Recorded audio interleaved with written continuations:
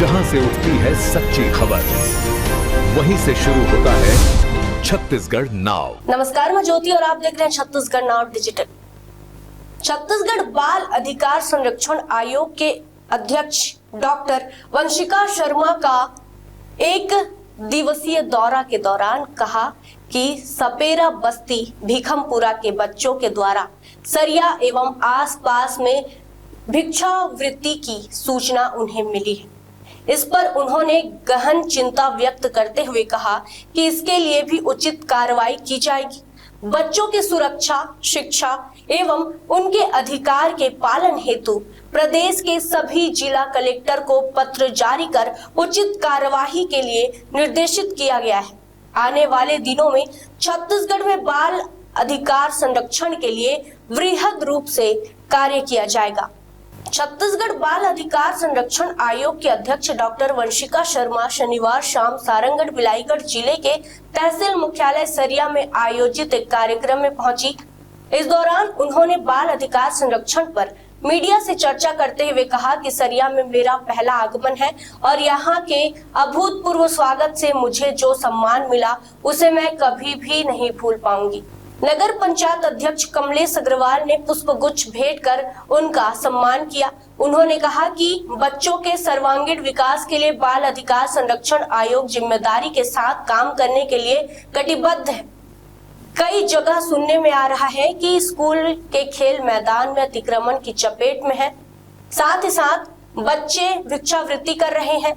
शिक्षाविद एवं नक्सल प्रभावित क्षेत्रों में सामाजिक सरोकार के कार्य करते हुए छत्तीसगढ़ बाल अधिकार संरक्षण आयोग के अध्यक्ष डॉक्टर वंशिका शर्मा ने मीडिया से चर्चा करते हुए कहा, सरिया में आना पहली बार हुआ है, लेकिन जो अपार स्नेह और दुलार मिला है वो यहाँ की धरा पे रखते ही जिस गुरुत्व का, जिस स्नेह के साथ अनुभव हुआ है, अद्भुत और अविस्मरणीय।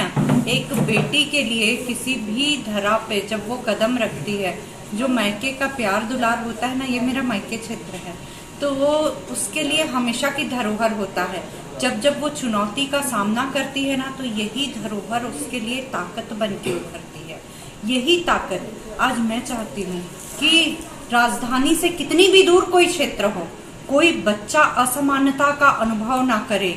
यदि राजधानी में कोई बच्चा जितनी मानसिक, जितनी शारीरिक और जितनी अवस्थाओं से संपन्न है, उतनी ही संपन्नता हमारे प्रदेश के सुदूर वनांचलों में भी हो, सुदूर वना क्षेत्रों में भी हो, प्रत्येक कोने में हो, ऐसी मेरी ईश्वर से प्रार्थना है। और यदि कोई हमारे बच्चों के अधिकारों को ना देना तो बहुत दूर की बात है, हमारे बच्चों के अधिकारों का हनन भी करता है, तो आयोग कटिबद्ध है, आयोग तत्पर है, आयोग सक्रिय है अपने कानून और अपनी योजनाओं के साथ धारा 13, 14 और 15 के तहत संज्ञान लेने। एक बात और, बच्चों के साथ किसी भी प्रकार की क्रूरता, चाहे वो शारीरिक क्रूरता हो या मानसिक क्रूरता, बर्दाश्त नहीं है। ना ही बाल विवाह करें, ना ही बाल श्रम की ओर हमारे बच्चों को अग्रसर करें। बच्चों के अधिकारों का हनन सीधे ईश्वरीय कृत्य में हस्तक्षेप है, इसीलिए बच्चों की मुस्कुराहट सुरक्षित रखें। तभी तो कहे जाते ना कि छत्तीसगढ़ महतारी के कोरा में जब लइका हम मुस्कुराते, तभी छत्तीसगढ़ के अंगना में हरियाली लहलहाते। त लइका मन के मुस्कुराहट ला बनाए रखो और यही मुस्कुराहट पर जी जान से जुट जाओ। और कोनो भी ऐसे कोई अधिकार के हनन ला करत है तो तत्काल चाइल्ड हेल्पलाइन नंबर 1098 में आपन फोन। अभी कुछ ही दिन पहले, मतलब कि आज से कुछ 10-15 दिन पहले, हमारा महिला बाल विकास विभाग में IPCS और सबने बैठ करके CPP यानी चाइल्ड प्रोटेक्शन पॉलिसी पे एक वृहद कार्य करना आरंभ किया है। जल्द ही चाइल्ड प्रोटेक्शन पॉलिसी आप सबके समक्ष होगी और इसी पॉलिसी के तहत बच्चों के साथ जो योजनाएं बनी हैं, उन योजनाओं को, उन एक्ट को कैसे नियमाबद्ध करके सुचारू किया जा सके, ताकि उसमें किसी प्रकार से कहीं भूल चूक ना हो जाए, कोई कोताही ना हो जाए। इसी को लेके चाइल्ड प्रोटेक्शन पॉलिसी बन रही है, तो जल्द ही आप सबके समक्ष होगी, ऐसी मेरी शुभेच्छा। हमारे क्षेत्र में सपेरा बसते हैं मैडम, और वहाँ के अधिकांश बच्चे सरिया क्षेत्र में भिक्षावृत्ति करते हैं। स्कूल में नाम मात्र का दर्ज है, लेकिन भिक्षावृत्ति में ज़्यादा तल्लीन रहते हैं। ये जन जन को जानकारी है, इस पर आपके क्या प्रयास होंगे? बिल्कुल, मुझे यहाँ आने के पहले भी इसके बारे में जानकारी हुई, और अभी आप सबके माध्यम से जब ऐसे विषयों पे जानकारी हो रही है और सीधा आज मैं नग्न आँखों से और प्रत्यक्ष रूप से इस कटु अनुभव को कर पा रही हूँ। निश्चित ही वे भी बच्चे हमारे बच्चे हैं और उनके तमाम अधिकार उनके हैं, तो उन अधिकारों की उपलब्धता हमारे उन बच्चों को हो पाए, इसके लिए मैं पूरे प्रयास अपने आयोग की ओर से करने के लिए तत्पर हूं। जी, नक्सल प्रभावित क्षेत्रों में लगभग 2009 से कार्य करना आरंभ किया था।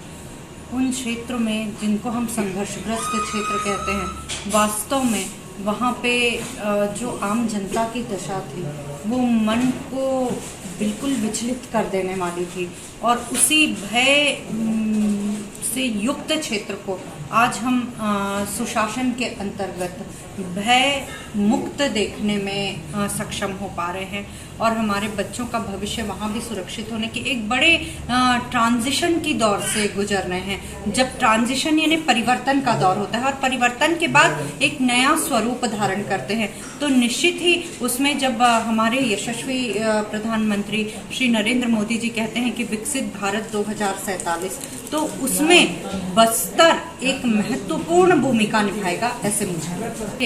एक नारी का सुंदर स्वरूप होता है माँ, और माँ का सुंदर स्वरूप होता है उसका वात्सल्य, और यही वात्सल्य धारण करते हुए प्रत्येक माँ अपने कार्य को करती है। केवल ये करना है कि कुछ चीज़ें जो विभ्रम की स्थिति है, जिसके कारण हमारे बच्चे किसी प्रकार से भ्रमित हो जाते हैं, किसी प्रकार के अधिकारों से वंचित हो जाते हैं, तो उन बातों का ध्यान रखना है। केवल एक बात और मैं आप सबसे करबद्ध निवेदन करती हूँ कि अपने जन्म दिए हुए बच्चे के लिए तो आप सभी देव की मैया निश्चित रूप से होंगी, पर हमारे कई बच्चे हैं जो अपने अधिकारों से वंचना का झेल रहे हैं, उसके कारण त्रसित है। तो ऐसे बच्चों के लिए क्या आप यशोदा मैया बन सकती हैं? क्या आप नंद बाबा बन सकते हैं? और यदि हाँ, तो आप सब किसी न किसी प्रकार से न केवल आयोग की इस अध्यक्ष का साथ दे रहे हैं, बल्कि एक ईश्वरीय कृत्य के सूत्रधार बन रहे हैं। यही मेरा निवेदन है, जहाँ पे आप खड़े हैं उसी पंक्ति से खड़े होके बच्चों के अधिकार के लिए जागरूकता का प्रसार कीजिए। ये पीड़ा मुझे भी हुई जब मैं आयोग में अध्यक्ष बन के आई। सबने कहा कैसा है, क्या है, किस प्रकार से करना है। मैंने कहा कि अभी जो आप सब कहते हैं कि कार्य हुआ है, मैं नहीं कहती कि कार्य हुआ है, अभी तो शुरुआत है, अभी बहुत कुछ करना बाकी है। यकीन मानिए ये 24 घंटे भी मुझे बहुत अल्प लग रहे हैं, और अल्प में प्रकल्प की रचना करनी है, बहुत ढेर सारा कुछ करना है। आप सबका सहयोग चाहिए होगा। जब हम बच्चे के अधिकार की बात करते हैं तो केवल उनके जीवन जीने का अधिकार उसमें सम्मिलित नहीं होता, उसमें जीवन जीने के अधिकार के साथ वे तमाम बातें भी होती हैं जिससे उनके विकास के पहलू जुड़े होते हैं। और विकास में सबसे बड़ी बात आती है कि वो स्वच्छ रूप से मोबाइल के साथ बैठ के खेले नहीं, बल्कि खुल के खेल के मैदान में खेल सके। और खुल के खेल के मैदान में खेलने के लिए बच्चों को खेल का मैदान भी तो चाहिए, मैदान पूर्ण रूप से परिपूर्ण चाहिए है। वो कैसे मिलेगा? तो इस बात को ध्यान में रखते हुए मैंने आयोग की ओर से प्रत्येक कलेक्टर के जो कार्यालय हैं उनमें एक अनुशंसा जारी कर दी है कि सभी कलेक्टर अपने अपने जिलों में खेल के, और जो भी निगम है, पंचायत है, मंडल है, वो सभी अपने अपने क्षेत्रों में मैदानों की सुनिश्चितता अवश्य करें। अभी कुछ दिन पहले हम चंद्रपुर में एक औचक निरीक्षण के दौरान मैदान देख के आए। वहाँ पे मैदान की उपलब्धता तो थी, परंतु मैदान उस योग्य नहीं था कि बच्चे वहाँ पे खेल पाए। उसके विविध प्रकार के कारण दिए गए थे, परंतु हमने कहा था कि 15 दिन के भीतर हमको ये मैदान अपने बच्चों के खेलने के लिए चाहिए, ताकि फिर से एक बार माँ कह सके कि सूरज ढल गया है, घर आ जाओ। मोबाइल का साथ छोड़ना जरूरी है, नहीं तो बच्चे ओबेसिटी और कई प्रकार की बीमारियों के चपेट में आ रहे हैं। बच्चों को खुल के मैदान में खेलना है। इस खुल के खेलने के लिए हमने आयोग की ओर से अनुशंसा जारी कर दी है, और जल्दी ही प्रत्येक जगह पहुंच रहे हैं इस बात का निरीक्षण करने कि आप हमारे बच्चों के मैदान का कोई व्यावसायिक उपयोग तो नहीं कर रहे हैं। गौर कीजिएगा। बहन मोनिका शर्मा जी सरिया पहुँचे, उनका पुष्प गुच्छ से स्वागत किया गया और उन्होंने बहुत ही अच्छी बात कही कि बाल संरक्षण और बच्चों के खेल के मैदान और उनकी जो बच्चों की देखभाल के लिए जो बातें हमारे बीरेन भाई को बताई, मैं उनके बातों से बहुत प्रसन्न हूँ और बहुत खुश हूँ। उनकी शब्द में, हर शब्द में उनके ताकत थी। बच्चों के प्रति उनकी जो स्नेह और दुलार हो तो देखते ही मिला। जैसे ही वो एक जगह भोजन के लिए आई, उनके हाथ में एक बच्चे उनके गोद में मिला हो, उनको बच्चा देख के खुश हो गया। यही सही है बाल संरक्षण का। और मैं डिग्री को सरिया नगर आगमन का बहुत बहुत धन्यवाद और बधाई देता हूँ। यह हमारी सौभाग्य है कि हमारे छोटे से ग्राम में बहन का आगमन हुआ। खबरें नहीं रुकेंगी, छत्तीसगढ़ नाउ हर पल आपके साथ।